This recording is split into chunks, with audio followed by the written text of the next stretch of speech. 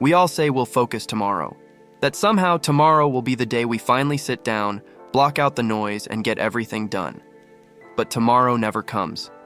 You wake up, reach for your phone before you even open your eyes, and within seconds your mind is already fragmented, flooded with notifications, headlines, and dopamine hits disguised as connection.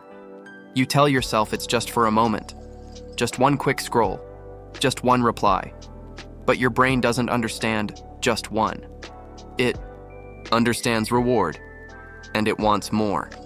Somewhere between your first message and your third open tab, your focus quietly slips away. Not because you're lazy, not because you don't care, but because you're fighting a war your biology was never built for.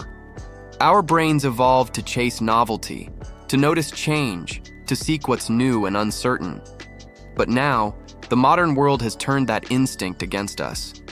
Every ping, every alert, every flashing red dot on your screen, they're all engineered to hijack the same neural circuitry once used for survival. Your brain isn't failing you. It's doing exactly what it was designed to do. And so, you sit there when with the best intentions, a list of tasks, maybe even a cup of coffee, trying to force focus in a world built to destroy it. But focus doesn't respond to force. The more you push, the more it slips through your fingers. Because real focus isn't about discipline or willpower. It's about alignment between how your mind was wired to work and the environment you've trapped it in. Think about it. How can your brain stay still when it's trained to expect a new stimulus every few seconds? How can you hold one thought when your entire digital life is built to pull you in 100 directions at once? The truth is uncomfortable, but liberating. The problem isn't you. It's the system your attention is caught in. A loop of instant gratification, fragmented awareness, and invisible exhaustion. Somewhere deep inside, you still remember what it felt like to focus, to lose track of time, to be completely absorbed in one thing. That state isn't gone. It's just buried under years of overstimulation and habits you didn't choose but were trained into. And that's what this video and this channel is about. Rewiring that system, reclaiming the part of you that can still choose stillness, clarity, and control. So, take a breath, because what's coming next isn't another quick fix hack or productivity trick. It's a shift, a deep one, from the way you see focus to the way your brain experiences it. The first step is awareness. And if this message already resonates, if you felt that pull between what you want to do and what your brain lets you do, then you're exactly where you need to be. Before we dive in, do one small thing for your future self. Hit that like button and subscribe. Not for the algorithm, but as a signal. A signal that you're ready to stop postponing focus until tomorrow and start rewiring it today. You sit down to work. Maybe it's an assignment, a side project, something that actually matters. You open your laptop with the best intentions, maybe even clear your desk to feel in control. But then, a notification blinks. An email subject line catches your eye. Your phone lights up with a message that won't take long. And just like that, your focus is gone. Not shattered all at once, but quietly scattered across dozens of open tabs, thoughts, and unfinished moments. It feels like your attention has been stretched too thin, like a dozen invisible hands are pulling at your mind all at once. Every time you try to return to your task, there's this subtle resistance, a mental static, a friction that makes even simple work feel heavy. You start wondering if something's wrong with you. Maybe you've lost your motivation. Maybe you just don't care enough. But the truth is, this isn't laziness. It's design. Because the human brain, your brain, wasn't built for this world. It wasn't designed to juggle 20 notifications, 12 tabs, 5 apps, and an endless stream of new information every minute. It was built for survival. For noticing the rustle of leaves that meant danger, or the movement in the distance that meant opportunity. Your attention system evolved to scan for change, to reward novelty, not repetition. That instinct kept us alive for thousands of years. But today, that same instinct has become the reason we can't sit still long enough to finish a paragraph. Every time something new appears on your screen, a message, a headline, a red dot, your brain releases a spark of dopamine. It's the chemical whisper that says, check that, it might be important. And so you do, again and again, until you've trained your mind to expect constant stimulation, even when you're supposed to be doing something deep, meaningful, or creative. You haven't lost your focus. It's been hijacked. Think about it. We live in a world where billion-dollar companies compete for your attention. Not your money, not your time, but your focus. Every swipe, every click, every second you look at a screen is data. Proof that their system is working. And your brain, designed to explore and adapt, plays right into it. You become a passenger in your own mind, scrolling, switching, refreshing, chasing the next small reward. Each distraction feels harmless, but together, they rewire your neural pathways, shortening your attention span and deepening your craving for novelty. And the scariest part? It doesn't even feel like it's happening. You think you're making choices, but most of the time, your brain is simply responding to cues, to colors, to vibrations in your pocket. The very circuits that once helped humans survive in unpredictable environments are now being manipulated by algorithms optimized to keep you hooked. So when you catch yourself drifting, procrastinating, or avoiding deep work, remember this. It's not your fault.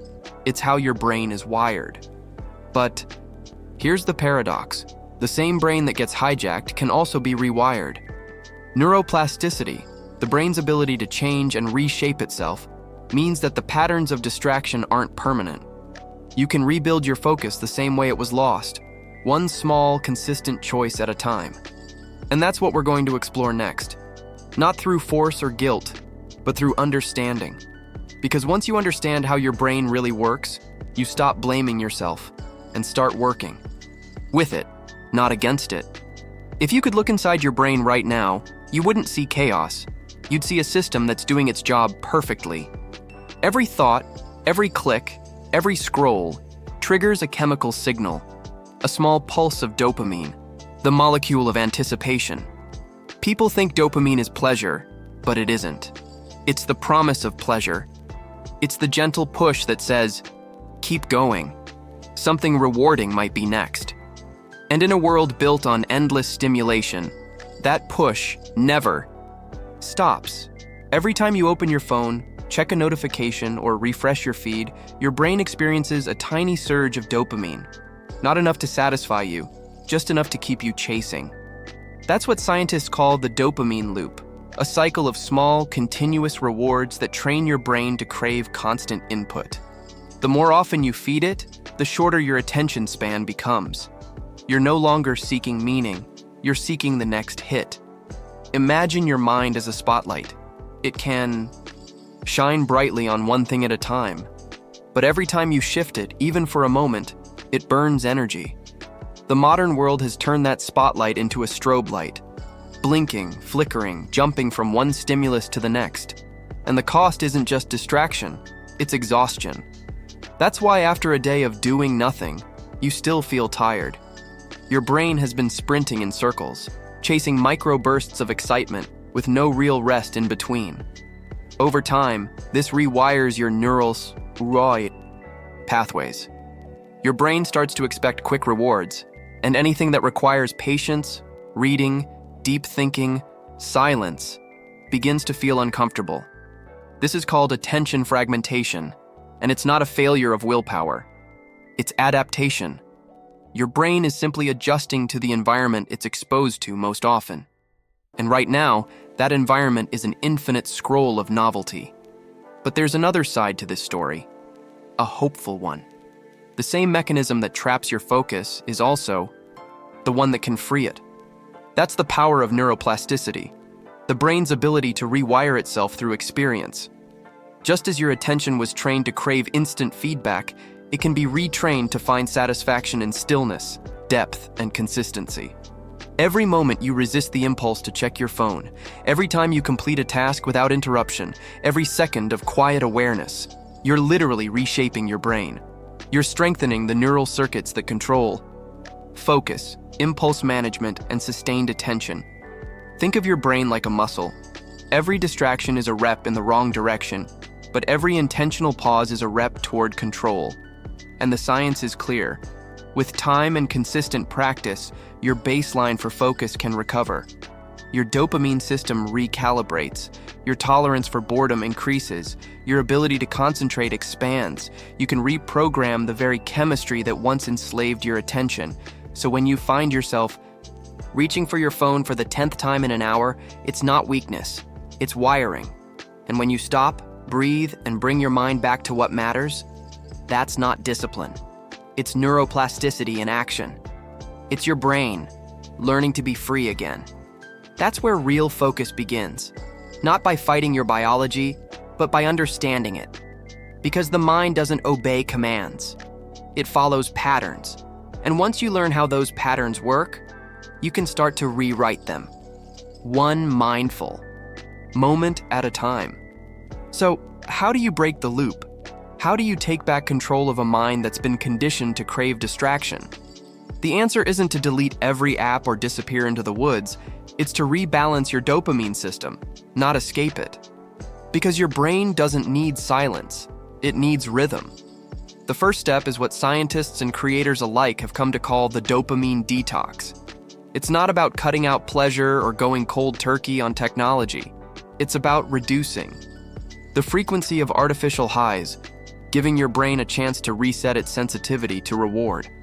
When you stop flooding your mind with quick, meaningless dopamine spikes, the short videos, constant scrolling, endless refreshes, your brain begins to recover its baseline.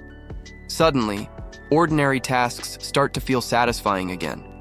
A quiet walk, a long paragraph, a single task done with full attention.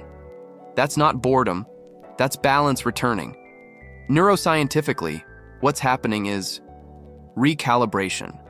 Each time you delay a reward, by focusing for 25 minutes before checking your phone, for instance, you strengthen your prefrontal cortex, the part of the brain responsible for impulse control and decision-making. Over time, this part becomes more dominant, giving you back the power to choose your attention instead of surrendering it. That's why structured techniques like the Pomodoro method are so effective. It's not about the timer. It's about creating controlled intervals of stimulation and rest. 25 minutes of focus, 5 minutes of recovery. Work with the brain's natural cycles of attention, not against them. When used consistently, this method helps regulate dopamine in predictable waves, training your mind to find satisfaction in progress, not distraction. Then there's technology. Ironically, the same force that breaks focus can also rebuild it. Artificial intelligence tools like Reclaim.ai, Motion, and Notion Focus are designed to protect your attention, not exploit it. Reclaim automatically schedules your deep work blocks and prevents meetings from intruding. Motion learns your habits and arranges your tasks in the most cognitively efficient order. Notion. Focus integrates all your goals, notes, and to-dos into one clean, distraction-free workspace. Each of these tools uses automation to remove decision fatigue, the mental drain of choosing what to do next, which is one of the biggest killers of focus. On a neurological level, removing micro-decisions reduces cognitive load. It frees up working memory, allowing the brain's executive system to stay centered on what matters most. That's the same mental bandwidth that creativity and problem-solving rely on. So when you let AI handle scheduling or block distractions automatically, you're not outsourcing willpower. You're optimizing neural efficiency. But no app will do the work for you. These tools are frameworks, not solutions. Their real power lies in consistency, in building a daily structure your brain can predict and trust. Because once your mind knows when focus happens, it begins to prepare for it. That's neuroplasticity, repetition shaping response. So start small. Pick 1 hour a day to practice deep work. Silence your phone, close your tabs, use a timer. Let the first few minutes feel uncomfortable. That's your brain detoxing from noise. And as the days go by, you'll notice something shift. Your thoughts begin to slow. Your sense of time stretches. And the work that once felt impossible starts to feel peaceful. That's the moment you realize you're not forcing focus anymore. You're rebuilding it. one neural connection at a time. I decided to test everything I had learned, not as an expert, but as a subject. For 1 week, I turned my own life into an experiment. No extreme detox, no quitting the internet, just small, intentional changes, one neural adjustment at a time. Day 1 was brutal. I started by deleting every shortcut on my home screen, TikTok, YouTube Shorts, even the endless news tabs I didn't really read. I set my phone to grayscale mode and used an app to block notifications during focus blocks. Then I stared at the screen and waited. It's crazy how quiet the world feels when your dopamine dealer disappears. My brain kept begging for a hit. Just one quick check, it whispered. And that's when I realized how deep the habit ran. I wasn't addicted to content.